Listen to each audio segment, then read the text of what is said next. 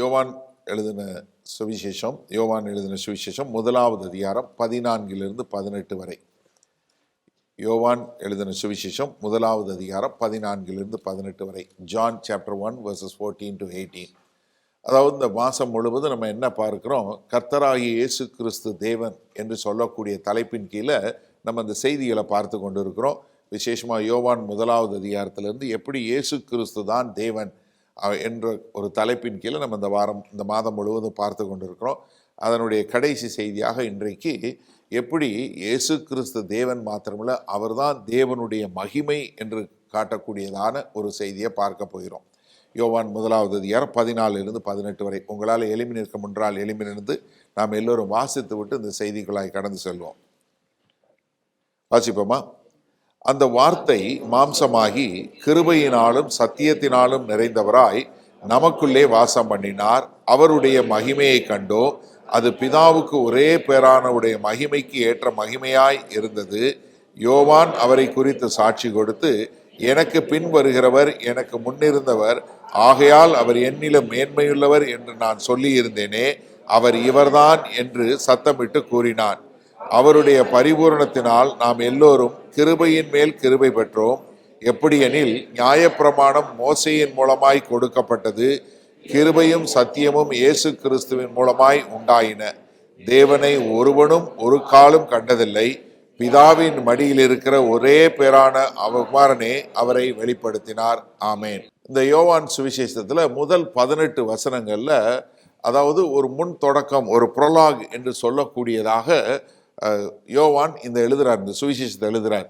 இந்த சுவிசேஷத்தை எழுதும்போது இந்த 18 வசனங்கள்ல அவர் என்ன சொல்றாரு, இயேசு கிறிஸ்து தேவன் என்று சொல்லக்கூடிய ஒரு காரியத்தை மிக தெளிவாக எழுதுகிறார். அவர் எப்படி ஆதியிலே இருந்தார், அவர் வார்த்தையாக இருந்தார், அவர்தான் அந்த தேவன் என்று சொல்லக்கூடிய ஒரு காரியத்தை சொல்றாரு. அதற்கு பின்பாக 19வது வசனத்திலிருந்து இந்த சுவிசேஷ நூல் முடிகிற வரைக்கும் அவர் வாழ்க்கையில என்ன செஞ்சாரு, எங்க போனாரு, என்னென்ன காரியங்கள் செய்தாரு என்று சொல்லக்கூடிய ஹிஸ்டரி சொல்றாரு. ஆனா முதல் 18 வசனங்கள்ல தியாலஜி சொல்றார், கர்த்தத்துவம் என்று சொல்லக்கூடியதாக தேவன் யார் என்று சொல்லக்கூடிய ஒரு காரியத்தை மிக தெளிவாக சொல்லுகிறார். இங்க என்ன பார்க்கிறோம்னா, ரொம்ப தெளிவா நமக்கு சொல்றது, கர்த்தராகிய இயேசு கிறிஸ்து ஒரு மனிதனாக படைக்கப்படவில்லை. ஆனா அவர் என்னவா மாறினாரு, ஒரு மனிதனாக மாம்சத்துல வெளிப்பட்டாரு. அவர் யாரு?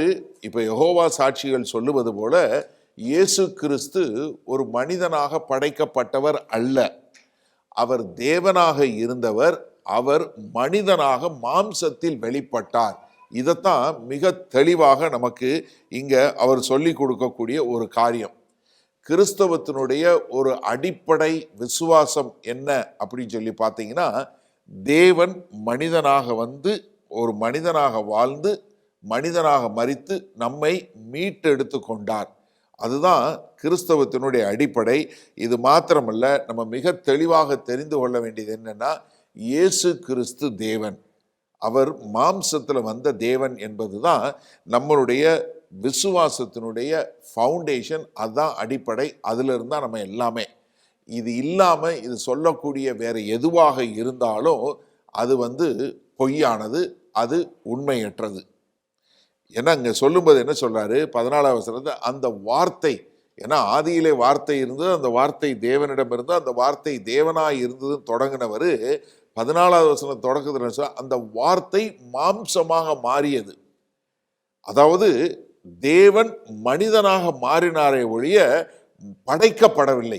இயேசு கிறிஸ்து தேவனாக இருந்து மனிதனாக மாறினாரே ஒழிய அவர் மனிதனாக படைக்கப்படவில்லை. இதை நம்ம மிக தெளிவாக தெரிஞ்சு கொள்ளணும். ஏன்னா அங்க சொல்லும்போது அவர் என்ன சொல்றாரு, அவர் நித்திய தேவன், இஸ் இன்ஃபினிட் காட், ஒரு அழிவில்லாத ஒரு நித்திய தேவன். அவர் என்னவா வர்றாரு, ஒரு அழியக்கூடிய ஒரு மனுஷனாக மாறக்கூடிய ஒரு காரியம்.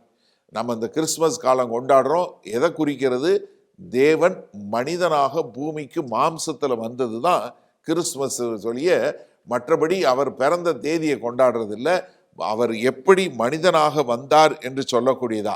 அப்ப என்ன, ஒருவரும் காணக்கூடாத தேவன் காணக்கூடிய மனிதனாக வந்தார்.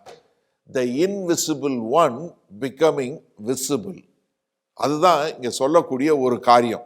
அப்ப என்ன, கிறிஸ்தவத்தினுடைய ஒரு சபையினுடைய அடிப்படையும் ஒரு கிறிஸ்தவத்தினுடைய ஒரு ப்ரொக்ளமேஷன் என்ன, தேவன் மனிதனாக பூமியில் வெளிப்பட்டார்.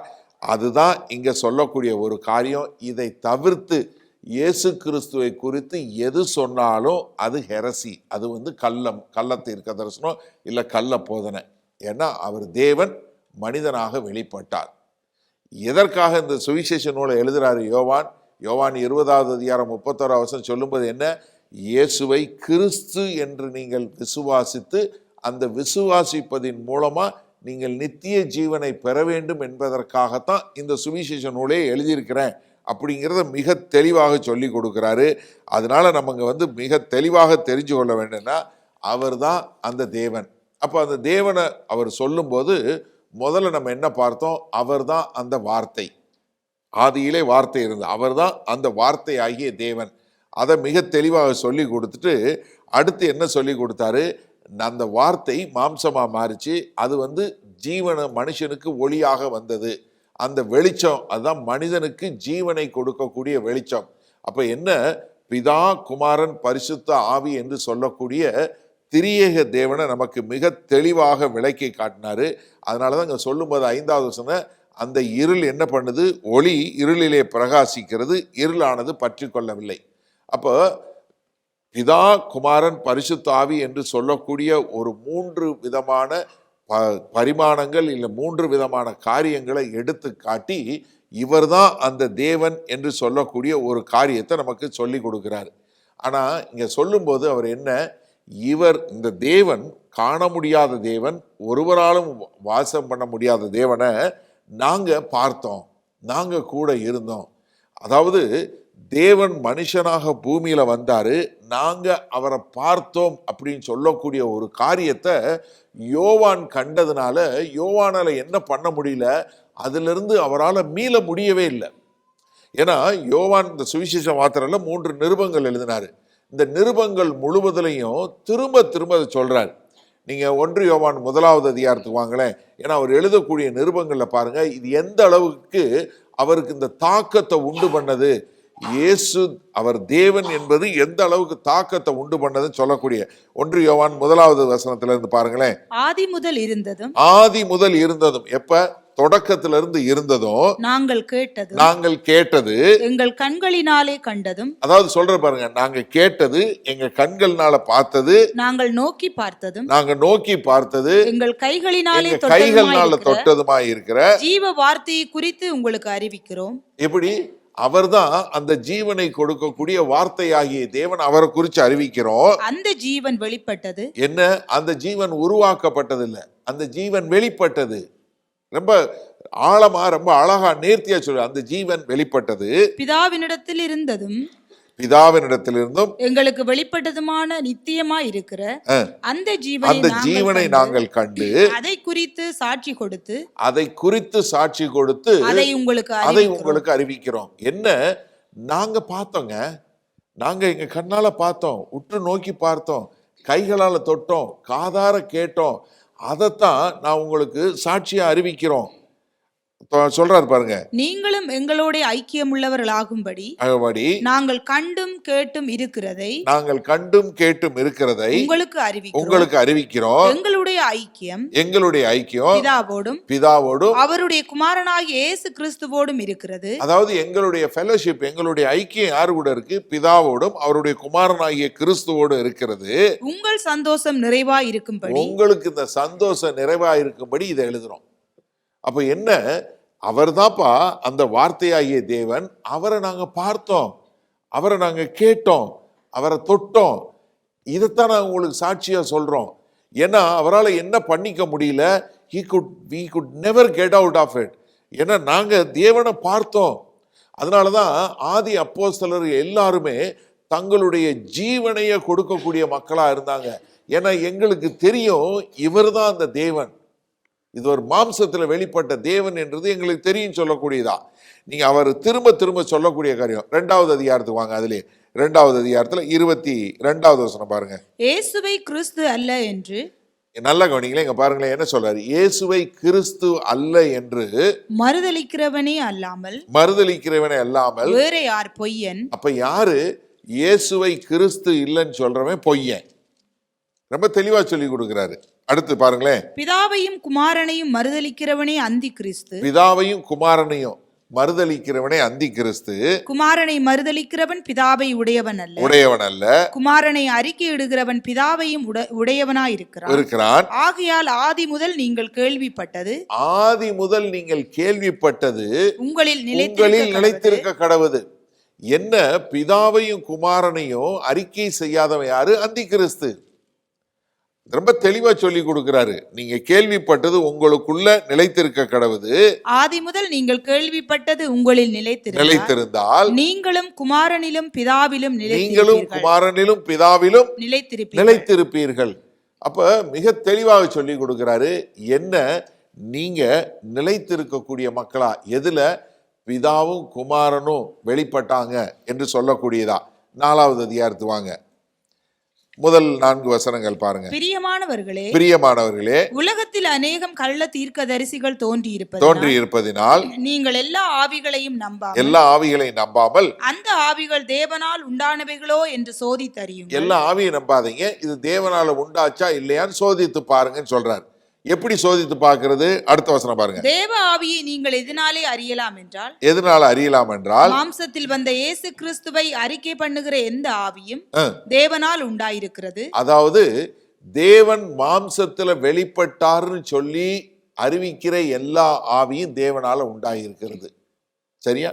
அடுத்து பாருங்களேன். மாம்சத்தில் வந்த இயேசு கிறிஸ்துவை அறிக்கை பண்ணாத எந்த ஆவியும் என்ன? இயேசு கிறிஸ்து மனிதனாக மாம்சத்தில் வெளிப்பட்டார் என்று அறிக்கை பண்ணாத எந்த ஆவியும் தேவனால் உண்டானது அல்ல. அப்ப என்ன? தேவனால் உண்டானது என்ன செய்யும்? இயேசு தேவன் மாம்சத்துல வெளிப்பட்டார்னு அறிக்கை செய்யும். இயேசு மாம்சத்துல வெளிப்படலன்னு சொல்லி சொன்னா அது அந்தி கிறிஸ்து. மிக தெளிவாக சொல்லி கொடுக்கிறாரு. 3வது வசனம் பாருங்க, மறுபடியும் வாசிங்க. மாம்சத்தில் வந்த கிறிஸ்துவை அறிக்கை பண்ணாத எந்த ஆவியும் தேவனால் உண்டானதல்ல. வருமென்று நீங்கள் கேள்விப்பட்ட அந்தி கிறிஸ்துவினுடைய ஆவி அதுதான் அந்தி கிறிஸ்துவனுடைய ஆவி. அது இப்பொழுதும் உலகத்தில் உங்களிடத்தில் இருக்கிறது. பிள்ளைகளே, நீங்கள் தேவனால் உண்டாயிருந்து அவர்களை ஜெயித்தீர்கள். என்ன? நீங்க நல்லா எப்படி செய்தீங்க? நீங்க தேவனால் உண்டானவங்க. ஏன்னா நீங்க மாம்சத்தில் வந்த இயேசு கிறிஸ்துவை நீங்கள் தேவன் என்று அறிக்கை செய்வதனால நீங்கள் ஜெயங்கொண்டவர்களாய் மாறுகிறீர்கள். அடுத்த 5வது அதிகாரத்துல 1வது வசனம் பாருங்க. இயேசுவானவரே கிறிஸ்து என்று விசுவாசிக்கிற எவனோ தேவனால் பிறந்திருக்கிறான். எப்படி? இயேசுவை கிறிஸ்து என்று இயேசுவானவரே கிறிஸ்து என்று விசுவாசிக்கிற எவனோ தேவனிடத்தில் தேவனால் பிறந்திருக்கிறான். பிறப்பித்தவரிடத்தில் அன்பு கூறுகிற எவனும் அவரால் பிறப்பிக்கப்பட்டவனிடத்திலும் அன்பு கூறுகிறான். அப்ப என்ன? நீங்க அவர்கிட்ட அன்பு கூறுவது அவர் தேவனால் பிறப்பிக்கப்பட்டவர் என்று சொல்லக்கூடியதாக. அதே 4வது 5வது வசனம் பாருங்க. தேவனால் பிறப்பதெல்லாம் உலகத்தை ஜெயிக்கும். நம்முடைய விசுவாசமே உலகத்தை ஜெயிக்கிற ஜெயம். இயேசுவானவர் தேவனுடைய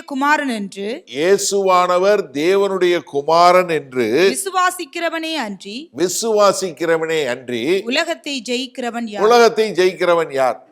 என்ன? நீங்க உலகத்தை ஜெயிக்கக்கூடியவங்க யாரு? இயேசு கிறிஸ்துவானவர் அவர்தான் தேவனுடைய குமாரன் என்று சொல்லக்கூடியதாக திரும்ப திரும்ப மிக தெளிவாக அவருடைய சுவிசேஷ நூல் பூரா எழுதுறாரு. அவர்தான் கிறிஸ்து, அவர்தான் தேவன், அவர்தான் தேவனால் அபிஷேகிக்கப்பட்டவர், அவர்தான் தேவனால் அனுப்பப்பட்டார், அவர்தான் தேவன், அவர்தான் மாம்சத்துல வந்தவர். 2 யோவான் 1வது அதிகாரம் 7, அது ஒரு அதிகாரம் தான். 7வது வசனம் பாருங்க. மாம்சத்தில் வந்த இயேசு கிறிஸ்துவை அறிக்கை பண்ணாத அநேக வஞ்சகர் உலகத்திலே தோன்றி இருக்கிறார்கள். இப்படிப்பட்டவனே வஞ்சகனும் அந்தி கிறிஸ்துவுமாய் இருக்கிறான். இப்படிப்பட்டவன் வீட்டுக்குள்ள வந்தா அவனுக்கு வணக்கமே சொல்லாதங்கிறார். இயேசு கிறிஸ்துவை மாம்சத்தில் வந்த தேவன் என்று அறிக்கை பண்ணாதவன நீ அவனுக்கு வணக்கமே சொல்லாத, அவனை உன் வீட்டுக்குள்ள சேர்க்காதன்னு சொல்லி கொடுக்கிறார். அப்ப என்ன? இவர் திரும்ப திரும்ப சொல்லுகிற காரியம் என்ன? அவர் வந்து இயேசு தேவன், அவர் மாம்சத்தில் வெளிப்பட்டார். இதைத்தான் அவர் மிக தெளிவாக சொல்லி கொடுக்கிறார். அதனாலதான் இங்க 14வது வசனத்துல சொல்லும்போது என்ன சொல்றாரு, அந்த வார்த்தை மாம்சமாகி கிருபையினாலும் சத்தியத்தினாலும் நிறைந்தவராய் நமக்குள்ளே வாசம் பண்ணினார். அப்ப என்ன, நாங்க என்ன சொல்றோம், அந்த வார்த்தைன்னு சொல்லி சொன்னேன், ஆதியில வார்த்தை இருந்ததுன்னு சொன்னேன், அந்த வார்த்தை மாம்சமாயிருச்சு.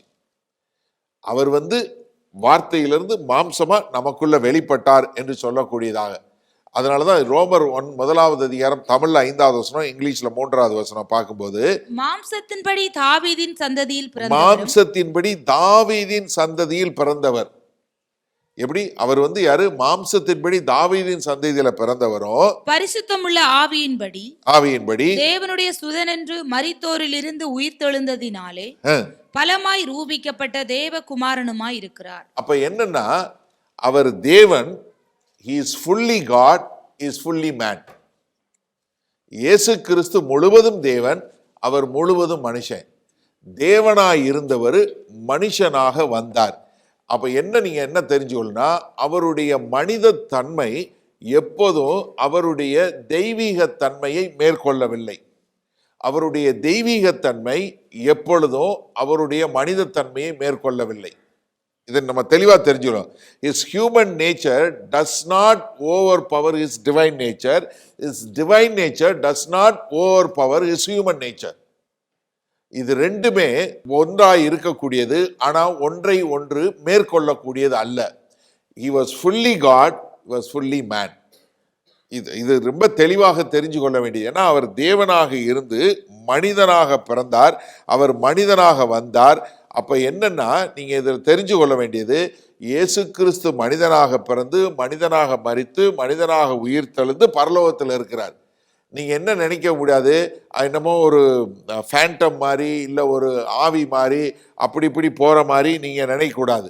ஏன்னா அவர் மரித்து உயிர்த்தெழுந்த பின்பு 40 நாள் அளவும் சீஷர்களோடு எப்படி இருந்தாரோ அதே மாதிரி தான் இன்றைக்கும் பரலோகத்தில் இருக்கிறார்.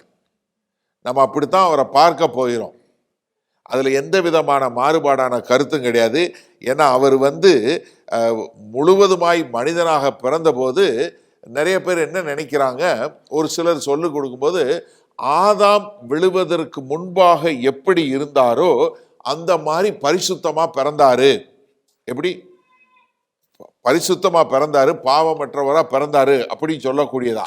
ஆனா அவர் வந்து ஆதாம் விழுவதற்கு முன்பாக இல்லை, ஆதாம் வீழ்ந்த பின்பு எப்படி மனிதனாக இருந்தானோ அப்படித்தான் பிறந்தாரு. எப்படின்னா, ஆதாம் வந்து மரணத்தை சந்தித்த மாதிரி கர்த்தராகிய இயேசு கிறிஸ்துவும் மரணத்தை சந்தித்தாரு. ஆனா என்ன, அவர் வந்து ஒரு பாவம் அறியாத தெய்வீக தன்மை உள்ளவருமாய் இருந்தார். ஏன்னா இப்ப நம்ம வந்து எபிரேயர்ல சொல்லும்போது, அவர் நமக்கு வந்து உதவி செய்யக்கூடியவராய் இருக்கிறார். என்ன, நம்மை போல எல்லா விதத்திலும் சோதிக்கப்பட்டு ஒரு பாவம் இல்லாதவராக இருக்கிறார். அவர் எப்படி சோதிக்கப்பட்டாரு, ஆதாம் பாவம் பண்ணி விழுந்ததற்கு பின்பாக எப்படி ஒரு மனிதனாக இருந்தானோ அதே மாதிரி வந்ததுனால தான் நமக்கு உதவி செய்யக்கூடிய, நம்முடைய பலவீனங்களை குறித்து பரிதவிக்கக்கூடிய பிரதமராமல் எல்லா விதத்திலும் சோதிக்கப்பட்டு ஒரு பாவம் பண்ணாதவர் அவர்தான். ஏன்னா அதனாலதான் 2 கொரிந்தியர் 5வது அதிகாரம் 21வது வசனத்துல சொல்லும்போது என்ன, அவர் ஒரு பாவம் அறியாத அவரை நாம அவருக்காக பாவமாக்கினார். அப்ப என்ன, கர்த்தராகிய இயேசு கிறிஸ்து முழுவதுமாக மனிதனாய் இருந்தவர், அவர் என்னவா மாறினாரு, மாம்சமாக மாறினார். அந்த வார்த்தை மாம்சமாக மாறியது. வார்த்தை மாம்சமாய் மாறி நமக்குள்ளே வாசம் பண்ணினார். இந்த வாசம் பண்ணினார், he dwelt with us அப்படிங்கிறதுக்கு சொல்லக்கூடிய பதம் பார்த்தீங்கன்னா செக்கினோ என்று சொல்லக்கூடிய ஒரு பதம். அதுக்கு என்னன்னா, ஒரு கூடாரம் என்று சொல்லக்கூடிய, ஒரு டென்ட் என்று சொல்லக்கூடியது. அப்ப என்ன, அவர் வந்து ஒரு டெம்பரவரியா ஒரு கூடாரம் போட்டு தங்குறதுக்கு வருவது போல அவர் வந்து என்ன பண்ணாரு, இந்த 33 வருஷ காலமா ஒரு மாம்சம் உள்ள ஒரு மனுஷனா வந்தாரு. அதனாலதான் எபிரேயர் 2வது அதிகாரம் 14வது வசனம் என்ன சொல்லுது, ஆதலால் பிள்ளைகள் மாம்சத்தையும் இரத்தத்தையும் உடையவர்களாயிருக்க அவரும் அவர்களைப் போல மாம்சத்தையும் மாம்சத்தையும் இரத்தத்தையும் உடையவர் ஆனார். இதை நம்ம தெளிவா தெரிஞ்சு கொள்ளணும். அவர் என்ன நம்மளை போல உங்களை போல என்ன போல ஒரு ரத்தமும் மாம்சமும் உள்ளவரா ஒரு மனிதனாக வந்தார். அதனால பிலிப்பியர் 2:7-8 சொல்லும்போது என்ன சொல்லுது? தம்மை தாமே வெறுமையாக்கி அடிமையின் ரூபம் எடுத்து மனுஷ சாயலானார். அவர் மனுஷ ரூபமாய் காணப்பட்டு மரண பரியந்தம் அதாவது சிலுவையின் மரண பரியந்தமும் கீழ்ப்படிந்தவராகி தம்மை தாமே தாழ்த்தினார். என்ன, அவர் முழுமையாக ஒரு மனிதனாக வந்தார். அதனாலதான் கர்த்தராகிய, நான் முன்னாடி சொல்லி கொடுத்தேன், கர்த்தராகிய இயேசு கிறிஸ்து என்னை பின்பற்றி வா என்று அடிக்க ஒரு முறை சொன்னார். நீங்க யோசிங்க, அவர் தேவனா வந்து தெய்வீக தன்மையின் மூலமா வாழ்ந்திருந்தார்னா என்னைய பார்த்து என்னைய பின்பற்றி வான்னா நம்ம சொல்லிடலாம், நீங்க ஆண்டவர், நான் எப்படி உங்களை மாதிரி வாழ முடியும், முடிஞ்ச உடனே ஒரே வரியில முடிஞ்சு போச்சு. கிடையாது. அவர் உங்களை போல என்ன போல வாழ்ந்தாரு. அவர் பரிசுத்த ஆவியினுடைய அபிஷேகத்தின் மூலமா தான் ஊழியம் பார்த்தாரு. அதற்கு முன்பாக ஒரு அதிசயமும் அற்புதமும் பண்ணல. நன்றாக தெரிஞ்சு கொள்ளுங்க, யோர்தான் நதியில் அவர் ஞானஸ்தானம் பெற்று வெளிவந்த போது பரிசுத்த ஆவியானவர் மேல வந்தாரு. அதற்கு பின்பாக தான் அதிசயங்கள் அற்புதங்கள் எல்லாமே செய்தாரு. அதற்கு முன்பாக ஒன்றுமே செய்யல. அவர் ஒரு மனிதனாக வாழ்ந்தார். லூக்கா 2:52 சொல்லும்போது என்ன சொல்லுது? இயேசுவானவர் ஞானத்திலும் வளர்த்தியிலும் தேவ கிருபையிலும் மனுஷர் தயவிலும் அதிகமாய் விருத்தி, அவர் கொஞ்சம் கொஞ்சமா விருத்தி அடைந்தார். இது மாறுபாடான கருத்தே கிடையாது. அவர் உங்களை போல என்ன போல இருந்தார். அவர் முழுவதும் தேவன், அவர் முழுவதும் மனுஷன். ரெண்டு தெய்வீகத்தன்மையும் மனிதத்தன்மையும் ஒன்றை ஒன்று மேற்கொள்ளவில்லை. ஆனா அவர் அப்படிதான் வாழ்ந்தாரு. அதனாலதான் இங்க என்ன, அந்த வார்த்தையாகிய தேவன் மாம்சமாக மாறினார். அப்ப முதலாவது என்ன பார்த்தோம்? அவர் வார்த்தையாகிய தேவன். இன்றைக்கு என்ன பார்க்க போகிறோம்? அவர் மாம்சமாக வந்து மகிமையை பார்த்தோம். மூன்றாவது கிருபை என்று சொல்லக்கூடியதாக. அப்ப முதலாவது என்னன்னா, கர்த்தராகிய இயேசு கிறிஸ்து ஒரு மனிதனாக உருவெடுத்த போது அவர் என்ன பண்ணாரு?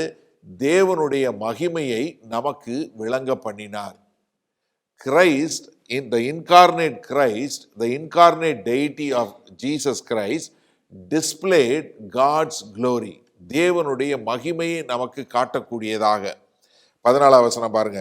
அவருடைய மகிமையை கண்டோம். அது பிதாவுக்கு ஒரே பேரானவருடைய மகிமைக்கு ஏற்ற மகிமையாகவே இருந்தது. எப்படி அவருடைய மகிமையை பார்த்தோம்? அந்த மகிமை எப்படிப்பட்ட மகிமையா இருக்கு? பிதாவுக்கு ஏற்ற மகிமையா இருக்கிறது. பிதா எப்படி ஒரு மகிமை பார்த்தோமோ அது பாரு.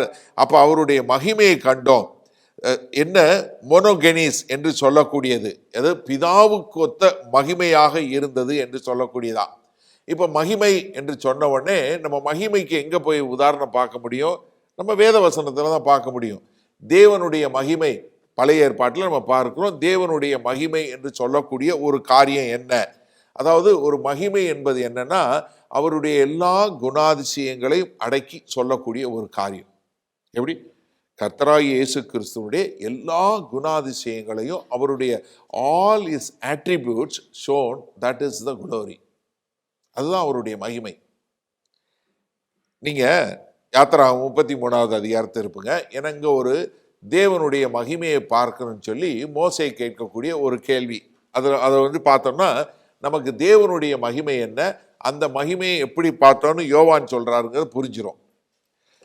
யாத்திராகமம் எக்ஸடஸ் 33:18 33:18 பாருங்க. அப்பொழுது அவன் உம்முடைய மகிமையை எனக்கு காண்பித்தருளும் என்று சொன்னான். இப்ப மோசே கேட்கிறாரு, ஆண்டவரே எனக்கு உங்களுடைய மகிமையை காட்டுங்கன்னு. அதுக்கு மறுமொழி கர்த்தர் என்ன சொல்றாரு பாருங்க. அதற்கு அவர் என்னுடைய தயை எல்லாம் நான் உனக்கு எப்படி, என்னுடைய தயை எல்லாம், என்னுடைய குணாதிசயங்கள் எல்லாம் நான் உனக்கு முன்பாக கடந்து போக பண்ணி கர்த்தருடைய நாமத்தை உனக்கு முன்பாக கூறுவேன். எப்படி? என்ன? கர்த்தருடைய நாமத்தை உனக்கு முன்பாக கூறுவேன். எவன் மேல் கிருபையாயிருக்க சித்தமாயிருப்பேனோ அவன் மேல் கிருபையாயிருப்பேன். எவன் மேல் இரக்கமாயிருக்க சித்தமாயிருப்பேனோ அவன் மேல் இரக்கமாயிருப்பேன் என்று சொல்லி நீ என் முகத்தை காண மாட்டாய். நீ என் முகத்தை பார்க்க மாட்ட. ஒரு மனுஷனும் என்னை கண்டு உயிரோடு இருக்க கூடாது. ஒருத்தனும் என்னை பார்த்து உயிரோடு இருக்க முடியாது. பின்னும் கர்த்தர் இதோ என் அண்டையில் ஒரு இடம் உண்டு, ஒரு இடம் உண்டு, நீ அங்கே கண்மலையில் நில், ஒரு கண்மலையில நில்லு, ஒரு மலையில நீ நில்லு, என் மகிமை கடந்து போகும்போது, என் மகிமை கடந்து போகும்போது நான் உன்னை அந்த கண்மலையின் வெடிப்பிலே வைத்து, அந்த கண்மலையின் மலையினுடைய வெடிப்புல வச்சு நான் கடந்து போக மட்டும் என் கரத்தினால் உன்னை மூடுவேன், என் கையினால உன்னை மூடிடுறேன், என்னுடைய மகிமையெல்லாம் உன்னை கடந்து போகும், பின்பு என் கரத்தை எடுப்பேன், என்னுடைய கரத்தை எடுப்பேன், அப்பொழுது என் பின்பக்கத்தை காண்பாய், என்னபடி என்னுடைய பின்பக்கத்தை காண்பா. ஏன்னா கர்த்தர் ஒரு உருவம் இல்லாத ஒரு தேவன். அவருடைய மகிமை என்று சொல்லக்கூடிய என்ன, அவருடைய குணாதிசயங்கள் எல்லாமே இந்த சக்கினா குளோரி என்று சொல்லக்கூடிய சக்கினா மகிமை என்று சொல்லக்கூடிய அது என்ன கடந்து போகும்போது அந்த வெளிச்சத்தை நீ பார்ப்ப, அந்த வெளிச்சத்தினுடைய பின்பகுதியை நீ பார்ப்ப என்று சொல்லக்கூடியதா. அப்ப என்ன, ஆதியில அவங்க என்ன பண்ணாங்க, தேவனுடைய மகிமையை காணக்கூடிய, மகிமையினுடைய ஒரு பகுதியை காணக்கூடியதாக. அப்போ இந்த மகிமை என்று சொல்வது என்னன்னா, தேவனுடைய த ஆட்ரிபியூட்ஸ் ஆஃப் காட், அவருடைய எல்லா விதமான குணாதிசயங்களுடைய மொத்தம் தான் அவருடைய மகிமை. நீங்க அடுத்த 34வது அதிகாரத்தை பாருங்க, அதுல 5வது வசனம் சொல்லும்போது பாருங்களேன். கர்த்தர் ஒரு மேகத்தில் இறங்கி அங்கே அவன் அருகே நின்று கர்த்தருடைய நாமத்தை கூறினார், கர்த்தருடைய நாமத்தை கூறினார். கர்த்தர் அவனுக்கு முன்பாக கடந்து போகிற போது அவர் கர்த்தர் கர்த்தர் கர்த்தர் கர்த்தர் இரக்கமும் கிருபையும் நீடிய சாந்தமும் மகாதயையும் சத்தியமும் உள்ள தேவன் சொல்றாரா. அவர் யாரு? நீடிய பொறுமையுள்ளவர். அவர் யாரு? இரக்கம் உள்ளவர். அவர் யாரு? கிருபையுள்ளவர். அவருடைய குணாதிசயங்களை சொல்லக்கூடியதா. நீடிய சாந்தம், இரக்கம், கிருபை, மகாதயவு, சத்தியமும் உள்ள தேவன். 1000 தலைமுறைகளுக்கு இரக்கத்தை காக்கிறவர். அக்கிரமத்தையும் மீறுதலையும் பாவத்தையும் மன்னிக்கிறவர். குற்றவாளியை குற்றமற்றவனாக விடாமல் பிதாக்கள் செய்த அக்கிரமத்தை பிள்ளைகளிடத்திலும் 3ஆம் 4ஆம் தலைமுறை மட்டும் விசாரிக்கிறவர் என்று கூறினார். அப்ப என்ன, கர்த்தருடைய மகிமை என்பது அவருடைய குணாதிசயங்களுடைய மொத்த அளவு தான் அவருடைய மகிமை என்பது. அவருடைய நாமம், அவருடைய காரியம். இப்போ நீங்கள் ஒருத்தருடைய பெயரை சொல்லும்போது அவருடைய குணாதிசயம் உங்களுக்கு வரும். இப்போ ஒருத்தருடைய பெயரை சொல்லும்போது அவங்களுடைய குணாதிசயம் வரக்கூடியதாக. நம்ம தமிழில் நிறைய பேரோட பெயர் சொல்லும் போதே அவங்களுடைய பெயருக்குரிய ஒரு குணாதிசயம் இருக்கக்கூடியது. ஏன்னா வேத வசனத்தில் பெயர் சொல்லும்போது எப்படி ஒவ்வொருத்தருடைய பெயருக்கும் ஒரு காரணம் இருந்தது இல்லையா. மெத்துசாலா அப்படின்னா என்ன அர்த்தம்? இவன் சாகும்போது வெள்ளம் வரும். மோசேனா என்ன அர்த்தம்? தண்ணீரிலிருந்து எடுக்கப்பட்டவன். அப்ப என்ன, ஒவ்வொருத்தருக்கும் ஒரு பெயரை சொல்லும்போது அவங்களுடைய குணாதிசயம் வரக்கூடியது. என்ன, இப்ப நீங்க சொல்லும்போது தண்ணியிலிருந்து எடுக்கப்பட்டவன், இப்போ மோசேன்னு சொல்லும்போது இப்போ நமக்கு கொஞ்சம் இதாக தெரியுது. அர்த்தத்தோடு சொல்லும்போது தண்ணியிலிருந்து எடுக்கப்பட்டவனே வாடா, தண்ணியிலிருந்து எடுக்கப்பட்டவனே வாடா அப்படின்னா என்ன அர்த்தம்? ஏன் தண்ணியிலிருந்து எடுக்கப்பட்டவன். ஒரு பேரை சொல்லும்போது அவனுடைய குணாதிசயம் வருது இல்லை. இப்போ நம்ம ஒரு சிலர் பேரை சொல்லும் போதே சொல்லுவோம், பேரை சொன்னோம்னா அவரா நேரத்துக்கு வரமாட்டாரு. அதே மாதிரி இங்க கர்த்தருடைய மகிமை என்று சொல்லும்போது அவருடைய மொத்த குணாதிசயத்தினுடைய தொகுப்பு தான் அவருடைய மகிமை. அவர் எப்படி அவருடைய எல்லா குணாதிசயங்கள், அவருடைய எல்லா the attributes of God, all the sum of attributes of God comes as a glory. அதுதான் அவருடைய மகிமை என்று சொல்லக்கூடியதாக. ஏன்னா இங்க கர்த்தர் முதல்ல இந்த மகிமை எங்க பார்க்கிறோம்? பழைய ஏற்பாட்டில் அவங்க டேபர்நாக்கில் இருக்கும்போது அவருடைய அந்த வெளிச்சத்தை பார்க்குறாங்க ஆசரிப்பு கூடத்தில். அதற்கு பின்பாக 1 ராஜாக்கள் புஸ்தகம் 8வது அதிகாரத்தில் பார்க்கிறோம், தேவாலயம் பிரதிஷ்டை பண்ணும்போது அங்கே தேவனுடைய மகிமை இறங்கி நிற்குது. அவங்களால ஒருத்தராலையும் ஆசாரியர் நின்று ஊழியம் செய்ய முடியாதபடி. அதற்கு பின்பாக நம்ம என்ன பார்க்க போகிறோம்? கர்த்தராகிய இயேசு கிறிஸ்து திரும்ப வரும்போது அவர் எப்படி வருவாருங்கிறத நம்ம பார்க்கும்போது மத்தேயு 24வது அதிகாரத்தில் 29, 30வது வசனத்துல பார்க்கும்போது என்ன பார்க்கிறோம்? அந்நாட்களின் உபத்திரவம் முடிந்தவுடனே சூரியன் அந்தகாரப்படும், சந்திரன் ஒளியை கொடாதிருக்கும், நட்சத்திரங்கள் வானத்திலிருந்து விழும், வானத்தின் சத்துவங்கள் அசைக்கப்படும். அப்பொழுது மனுஷகுமாரனுடைய அடையாளம் வானத்தில் காணப்படும். அப்பொழுது மனுஷகுமாரன் வல்லமையோடும் மிகுந்த மகிமையோடும் மகிமையோடும் வானத்தின் மேகங்கள் மேல் வருகிறதை அவர் திரும்ப வர்றதை நீங்க பாப்பீங்க. அடுத்து 25வது அதிகாரத்துல 25வது அதிகாரத்துல 31வது வசனம் பாருங்க. அன்றியும் மனுஷகுமாரன் தமது மகிமை பொருந்தினவராய் சகல பரிசுத்த தூதரோடும் கூட வரும்போது என்ன, அவர் மறுபடியும் வரும்போது அந்த மகிமையோட வருவாரு. நம்ம இப்ப வெளிப்படுத்தின விசேஷம் படிச்சோம், 6வது அதிகாரம் படிச்சு முடிச்சோம் இல்லையா? அதுல என்ன கேட்குறாங்க, ஐயோ அவருடைய மகிமைக்கு முன்னாடி என்ன பண்ணுங்க, கல்லு பாறையெல்லாம் எங்க மேல வந்து விழட்டும், அவரை மகிமை பொருந்திய அந்த குமாரனாகிய கிறிஸ்துவை நாங்க பார்க்க விரும்பல, அவரை மகிமையில பார்க்க முடியாது, எங்களால் அவருடைய குணாதிசயத்திற்கு முன்பாக எங்களால் பார்க்க முடியாது, கல்லும் மண்ணும் வந்து எங்க மேல விழுந்து எங்களை கொல்லட்டும், மழை வந்து எங்க மேல கொல்லட்டும்னு அவங்க அழுது புலம்பக்கூடிய ஒரு காரியத்தை பார்க்கிறோம். அப்ப என்ன, இந்த தேவன் யாரு? தேவனாகிய கர்த்தருடைய மொத்த குணாதிசயங்களையும் பொருந்திய மகிமை உடையவராய் இயேசு கிறிஸ்து வந்தார். இந்த இயேசு கிறிஸ்து வந்து என்ன பண்ணாரு, ஒரே ஒரு இடத்துல மட்டும் அவர் எப்படி மகிமை பொருந்தியவர்ங்கிறத அது சின்னதா விளக்கி காட்டினாரு. எங்க? மறுரூப மலையில பார்த்தோம், மத்தேயு 17வது அதிகாரம் படித்தோம். அந்த மறுரூப மலையில என்ன பண்ணாரு, லேசா அவருடைய தெய்வீக தன்மையை லேசா காட்டினாரு. காட்டின உடனே பேதுரு, யாக்கோபு, யோவான் 3 பேர் இருந்தாங்க. 3 பேர் என்ன, விழுந்து செத்தவன் போல இருந்தாங்க. ஏன்னா அது என்ன, அவ்வளோ பிரகாசமா இருந்தது. அங்க யார் வந்து பேசுனா, மோசேயும் எலியா வந்து அங்க பேசக்கூடிய ஒரு காரியத்தை பார்த்தோம். என்ன, அவர் யாருங்கிறத லேசா காட்டினார். என்ன, அவங்களுக்கு லேசா காட்டினார். அதனாலதான் பேதுரு பின்னாடி அவர் நிருபம் எழுதும்போது, ரொம்ப நாளைக்கு அப்புறம் பேதுரு எழுதும்போது என்ன எழுதுறாரு, 2 பேதுரு 1வது அதிகாரம் 16ல இருந்து பாருங்களேன். அவர் இதை குறித்து எழுதும்போது, தேவனுடைய மகிமையை குறித்து எழுதும்போது என்ன எழுதுறாரு பாருங்க. நாங்கள் தந்திரமான கட்டுக்கதைகளை பின்பற்றினவர்களாக அல்ல, அவருடைய மகத்துவத்தை கண்ணார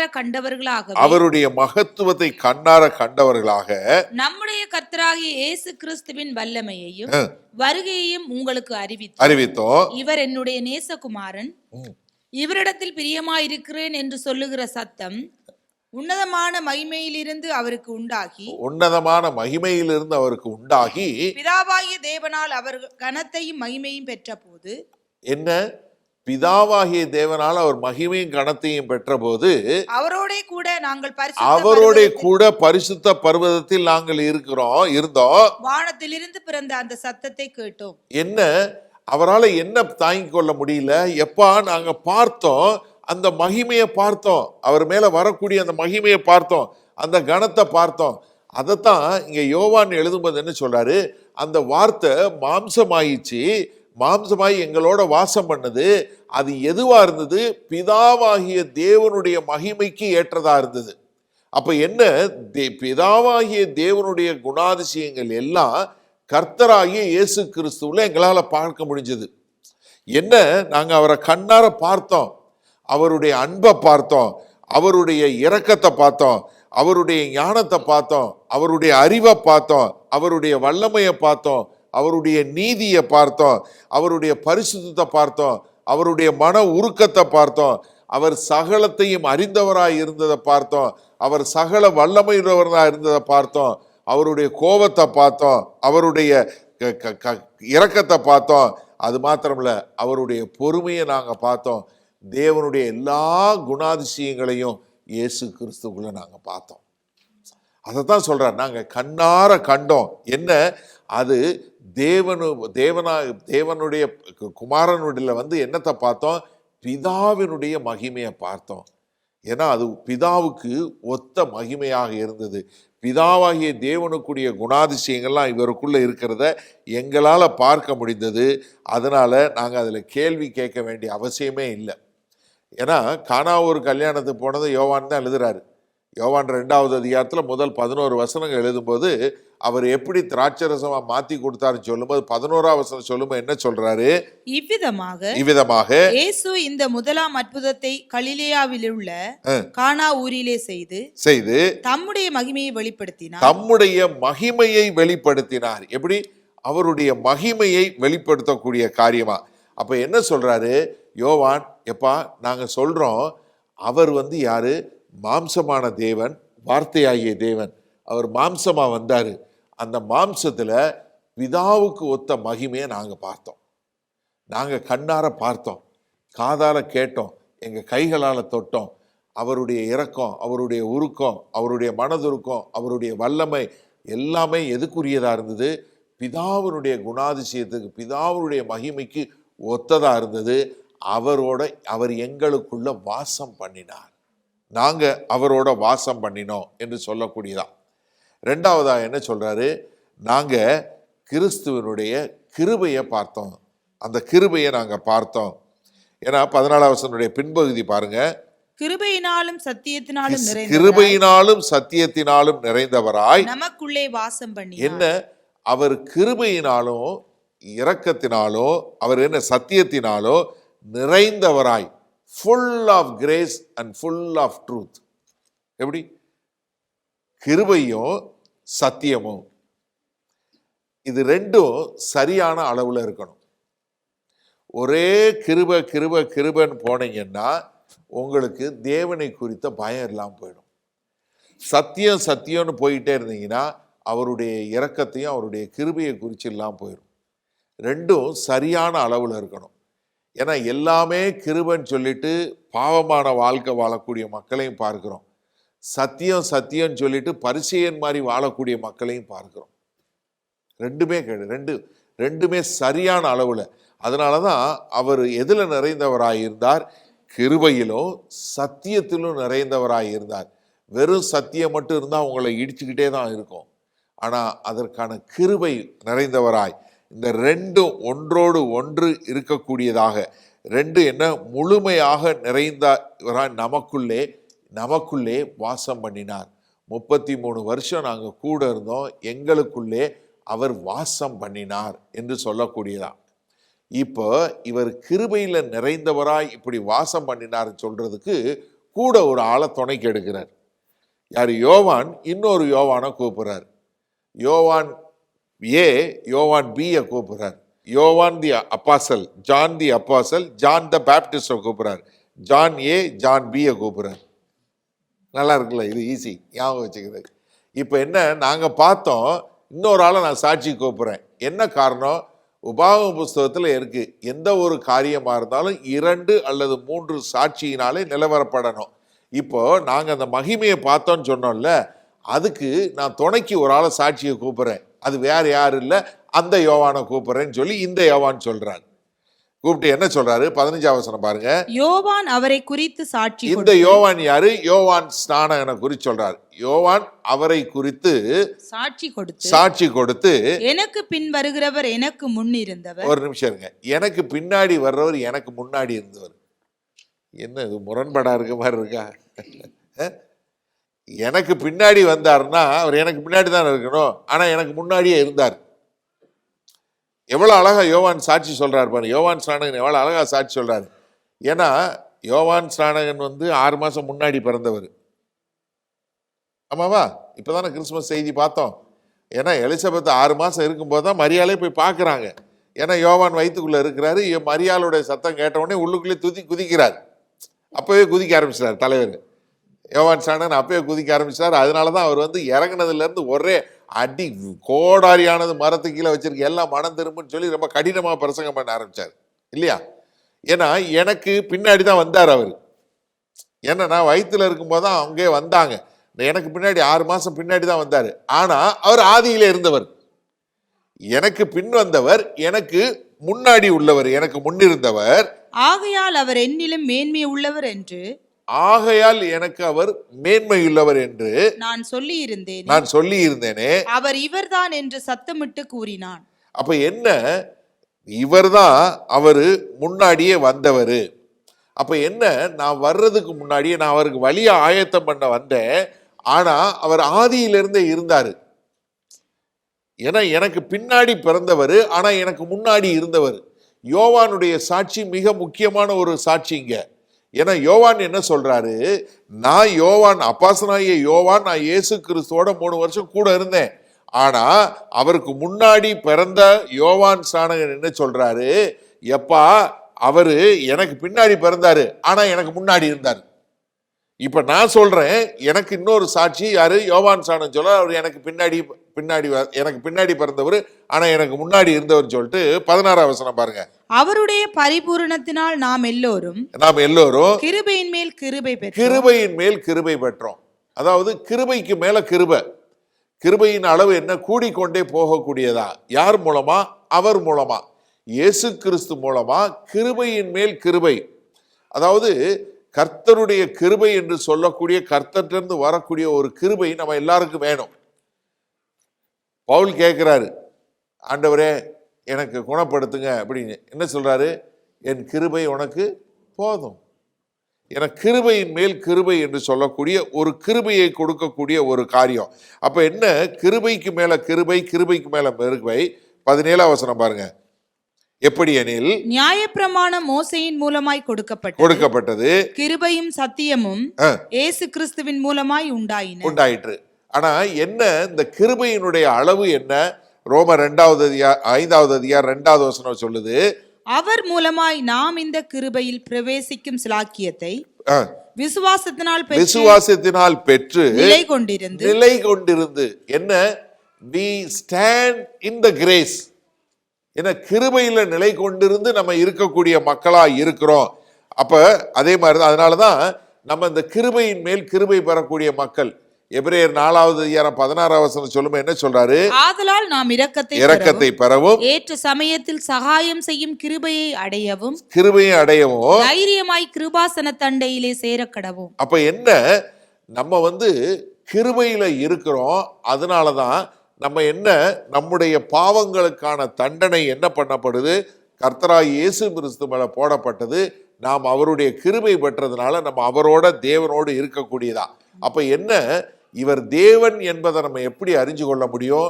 நியாய தீர்ப்பு நாள்ல தேவனுடைய கிருபையினால நாம் நியாய தீர்ப்பிலிருந்து விடுவிக்கப்பட்டு நாம் அவருடைய பிள்ளைகள் என்று சொல்லக்கூடிய ஒரு கிருபையில போக போறோம். அந்த கிருபை யாற்றிலிருந்து வந்தது? இயேசு கிறிஸ்துவிலிருந்து வந்தது. அதனாலதான் சொல்லும் போது 17ஆம் வசனம் மறுபடியும் பாருங்க. எப்படி எனில் நியாயப்பிரமாணம் மோசேயின் மூலம் கொடுக்கப்பட்டது. எப்படி? நியாயப்பிரமாணத்தை தேவன் எப்படி கொடுத்தாரு? மோசே மூலம் கொடுத்தாரு. இந்த நியாயப்பிரமாணம் வரும்போது நம்ம என்ன பார்த்தோம்? நியாயப்பிரமாணம் வந்தது, எத்தனை பேர் செத்தாங்க? யாத்திராகமம் 32வது அதிகாரத்துல ஏறக்குறைய 3000 பேர் செத்தாங்க. ஆனா என்ன? கிருபையும் சத்தியமும் இயேசு கிறிஸ்து மூலம் உண்டாயின. முதலாய் பரிசுத்த ஆவியை கொடுக்கப்பட்ட அப்போஸ்தலர் 2வது அதிகாரத்துல எத்தனை பேர் ரட்சிக்கப்பட்டாங்க? அன்னைக்கு ஏறக்குறைய 3000 பேர். ரெண்டு ஒரே மாதிரி இருக்கும். அதாவது அதனாலதான் அப்போஸ்தலனாகிய பவுல் அழகா எழுதியிருப்பாரு.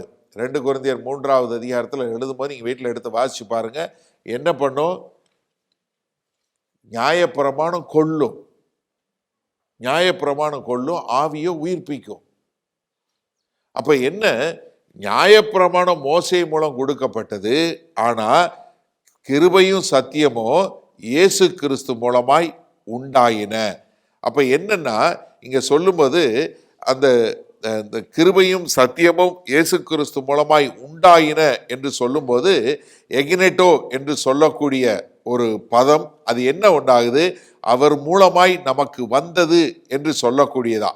அப்ப என்னன்னா இதை சொல்லும்போது உங்களுக்கு உடனே பழைய ஏற்பாட்டில் அப்போ முன்னாடி அவங்கெல்லாம் எப்படி ரட்சிக்கப்பட்டாங்க, இயேசு கிறிஸ்துக்கு முன்னாடி எப்படி ரட்சிக்கப்பட்டாங்க அப்படின்னு சொன்னீங்கன்னா, எல்லாருமே அது பழைய ஏற்பாடாக இருந்தாலும் சரி, புதிய ஏற்பாடாக இருந்தாலும் சரி, எல்லாருமே கர்த்தராகிய இயேசு கிறிஸ்துவுடைய கிருபையின் மூலமாக தான் ரட்சிக்கப்பட்டாங்க. எப்படி? அவர் உலக தோற்றத்திற்கு முன்பே அடிக்கப்பட்ட ஆட்டுக்குட்டியானவர். அப்ப யாரெல்லாம் தேவன் பேர்ல விசுவாசமா இருந்தாங்களோ அவங்க எல்லாருக்குமே கர்த்தராகிய இயேசு கிறிஸ்துவுடைய கிருபை அளிக்கப்பட்டது. அதன் மூலமாய் தான் எல்லாருமே ரட்சிக்கப்பட்டாங்க. அப்ப என்ன? கர்த்தருடைய கிருபை விளங்கும் விதமாக இங்க இயேசு கிறிஸ்து வெளிப்பட்டார் என்று யோவான் சாணகன் மூலமா ஒரு சாட்சியை கொடுத்துட்டு 18ஆம் வசனத்துல என்ன சொல்றாரு? நீங்க தேவனை பார்க்கணுமா? அது இயேசு கிறிஸ்துவை பார்க்க முடியும். 18ஆம் வசனம் என்ன சொல்றாரு? தேவனை ஒருவனும் ஒரு காலும் கண்டதில்லை. யாரு? தேவனை ஒருவனும் ஒரு காலும் கண்டதில்லை. பிதாவின் மடியில் இருக்கிற ஒரே பேரான குமாரனே அவரை வெளிப்படுத்தினார். என்ன இந்த மோனோகினஸ் என்று சொல்லக்கூடிய என்ன, அவர் மனுஷனாக மாறி வெளிப்பட்டு என்ன பண்ணாரு, பிதாவை நமக்கு வெளிப்படுத்தினார். என்ன நம்மளால என்ன பண்ண முடியாது, பிதாவை பார்க்க முடியாது. ஆனா பிதாவை பார்க்கறதுக்கு யாரை பார்த்த முடியும், இயேசு கிறிஸ்துவை பார்த்தா பிதாவை பார்க்க முடியும். மிக தெளிவாக அழகா சொல்லக்கூடிய ஒரு காரியம் என்ன, நமக்கு யாரை, இயேசு கிறிஸ்துவை இயேசு கிறிஸ்து பிதாவாகிய தேவனை அப்படியே நமக்கு வெளிப்படுத்தக்கூடியதா. யோவான் 14வது அதிகாரம் நம்ம எல்லாருக்கும் தெரிஞ்ச அதிகாரம். யோவான் 14வது அதிகாரத்தில் ஆண்டவர் சொல்றாரு, நானே வழியும் சத்தியமும் ஜீவனுமாய் இருக்கிறேன், என்னை அல்லாமல் ஒருவனும் பிதாவினிடத்தில் வரான்னு சொல்லி 6வது வசனம் சொல்லிடுறாரு. இன்னும் கொஞ்சம் காலத்துக்கு அப்புறம் நீங்கள் என்னை பார்க்க மாட்டீங்க, நான் பிதா கிட்ட போகிறேன் அப்படின்னு சொன்ன உடனே பிலிப்பு என்ன கேட்குறாரு, ஆண்டவரே பிதாவை எங்களுக்கு காட்டுங்கன்னாரு.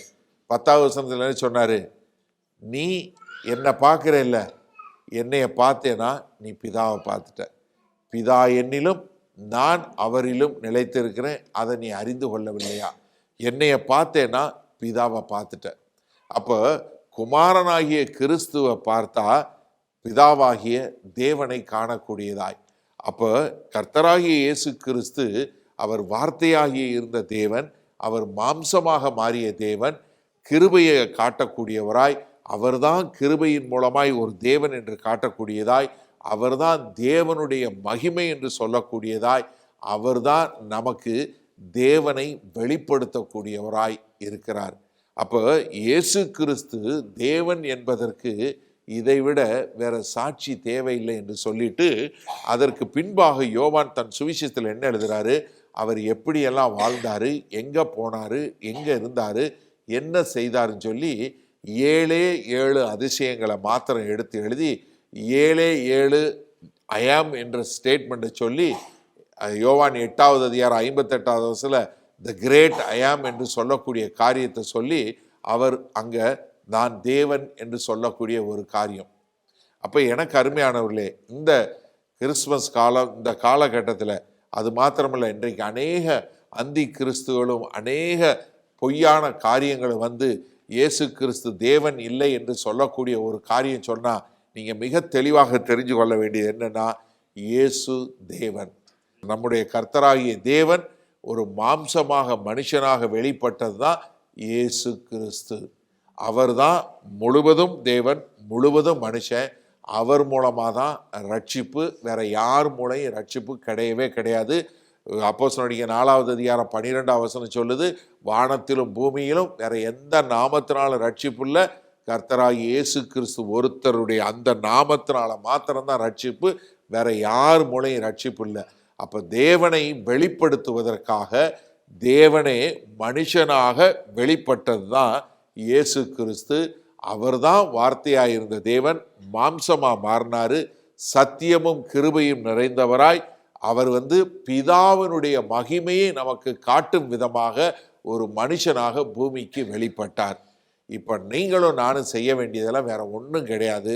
யோவான் 1வது அதிகாரம் 12வது வசனத்தில் சொன்னது போல, யாரெல்லாம் அவர் நாமத்தின் மேல் விசுவாசம் உள்ளவர்களாய் அவரை ஏற்றுக்கொண்டவர்கள் எத்தனை பேர்களோ அத்தனை பேர்களும் அவருடைய குமாரன் என்று அழைக்கக்கூடிய புத்திர சுவிகாரத்தை, அவர்களுக்கு அந்த அதிகாரத்தை கொடுத்திருக்கிறார். அப்போ நீங்கள் தேவனுடைய பிள்ளையா மாற வேண்டும். அந்த குமாரனாகிய கிறிஸ்து மூலம் ஒருத்தரால் தான் நீங்கள் மாற முடியும். நீங்கள் ஒரு பரலோகம் போகணும், பாதாளத்திலிருந்து உங்களுக்கு மீட்பு வேணும்னா வேற எதன் மூலையும் கிடையாது, இயேசு கிறிஸ்து மூலமாக தான். வேற எந்த மனுஷனாலையும் கிடையாது, கர்த்தராகிய இயேசு கிறிஸ்து மூலம்தான். அப்போ இந்த நாட்களில் நமக்கு மிக தெளிவாக தெரிய வேண்டியது, தேவனாகிய கர்த்தர் மனிதனாக வெளிப்பட்டார். அவர் மாம்சத்தில் ஒரு மனுஷனாக வெளிப்பட்டார், நமக்காக வாழ்ந்தார், நமக்காக மரித்தார், நமக்காக உயிர்த்தெழுந்தார். அவர் மீண்டும் வரப்போகிறார், நியாயம் தீர்க்க போகிறார். அந்த நியாய தீர்ப்பிலிருந்து விடுதலை பெறுவதற்கு இவர்தான் மாம்சத்தில் வெளிப்பட்ட தேவன், அவரை நான் முழுமையாய் விசுவாசிக்கிறேன் என்று விசுவாசிக்கும் போது நீங்களும் தேவனுடைய பிள்ளைகளாய் இந்த பூமியில் வாழ முடியும். நித்திய காலத்திற்கும் அவரோட பரலோகத்தில் வாழ முடியும். பரலோகத்தில் அந்த மாம்சமான தேவனை நாம் சந்திக்க முடியும். அல்லேலூயா. அதனால யாருக்காவது சந்தேகம் இருந்தால் நன்றாக தெரிஞ்சு கொள்ளுங்க. கர்த்தராகிய இயேசு கிறிஸ்து தேவன், அவர்தான் தேவன், அவர் மூலம்தான் ரட்சிப்பு. ஆமென். மகா கிருபையும் இரக்கம் நிறைந்த எங்கள் அன்பின் தகப்பனே, இந்த அருமையான நல்ல நாளுக்காய் நன்றி. இதோ இயேசுவே தேவன் என்பதை நாங்கள் இந்த மாதம் முழுவதும் கற்றுக்கொண்டோம். இந்த வருஷத்தினுடைய கடைசி ஆராதனையில் இருக்கிறோம். ஆமாண்டவரே, என்ன ஒரு அருமையான காரியங்களை நாங்கள் கற்றுக்கொள்ள முடிகிறது. நீர் தேவன், மாம்சத்தில் வெளிப்பட்ட தேவன், சத்தியமும் கிருபையும் நிறைந்தவராய், தேவனுடைய மகிமை எங்களுக்கு காட்டக்கூடியவராய் அந்த தேவன் நீங்க வெளிப்பட்டீங்க. உம்மை விசுவாசித்து உம்மை ஏற்றுக்கொண்டு உமக்கென்று வாழ எங்களை அர்ப்பணிக்கிறோம். மீட்பெரும் இரட்சகருமாகிய இயேசு கிறிஸ்துவின் மூலம் பிதாவே, ஆமேன். ஆமேன்.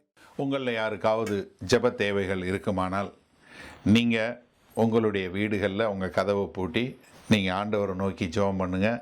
உங்களுடைய எல்லா விதமான பலவீனங்களை குறித்து தெரிந்து வைத்திருக்கிற தேவன், எப்போதும் ஜீவன் உள்ள தேவன், உங்களுடைய ஜெபங்களை கேட்டு உங்களுக்கு பதில் கொடுப்பார். நீங்கள் வேற ஒரு ஆள்கிட்ட போகணும், வேற ஒருத்தவங்கிட்ட போய் ஜெபத்துக்கு போகணும்னு அவசியம் இல்லை.